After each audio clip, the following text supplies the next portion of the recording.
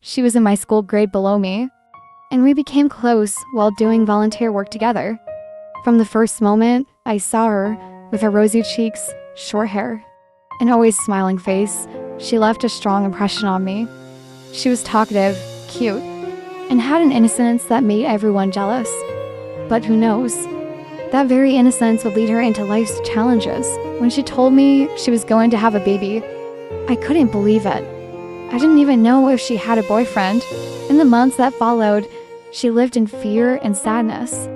Then she asked me to go with her to talk to her family. When she finally went back home, 6 months pregnant, the baby couldn't be removed. She said she waited until now so no one could force her to give up her baby. I cried for her, offered to be the baby's father to make it easier for her to talk to her family, but she refused. She only asked me to be there so she wouldn't lose hope. While she stayed calm and gentle, 6 months had been enough for her to bury all the pain in her heart.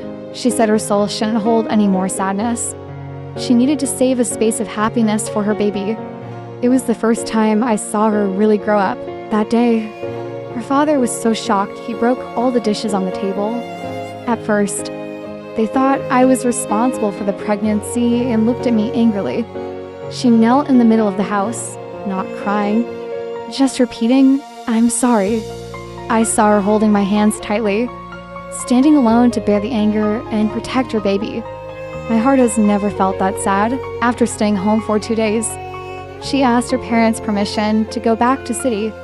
She didn't want neighbors to gossip and make her parents feel ashamed. When she left, her mother packed a little vegetables, a little meat, a little food. At that moment, I saw her eyes were red.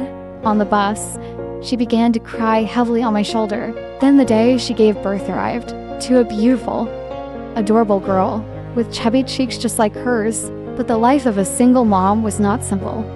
I saw her struggling with the baby, worrying when her child fell ill. I also saw her hair not being combed, her hair gradually thinning due to lack of sleep from caring for her child. Her chubby cheeks now looked pale and tired. The more days passed, the thinner she became. Worried about her crying child, worried about earning money. I never heard her mention her ex-boyfriend, nor did I hear any news suggesting that he had inquired about her. The silent admiration I had for her wasn't just love, it was genuine admiration. I felt if I spoke honestly, I feared her strength would resist, would lose the natural affection, which I didn't want. One day, when her child was hospitalized, I went to the hospital to help her look after her child. As we sat in the corridor, exhausted, she leaned on my shoulder, my heart pounding wildly. Summoning courage, I confessed to her how much I loved her. She smiled at me, a gentle, peaceful smile. But her eyes were determined. "Thank you, but please don't. My life is already so happy. Having you as a true friend is wonderful, but you should only be my friend. I'm strong enough. I won't fall. You can rest assured." I held her hand, but she gently pulled away, resolutely saying, "I'm sorry.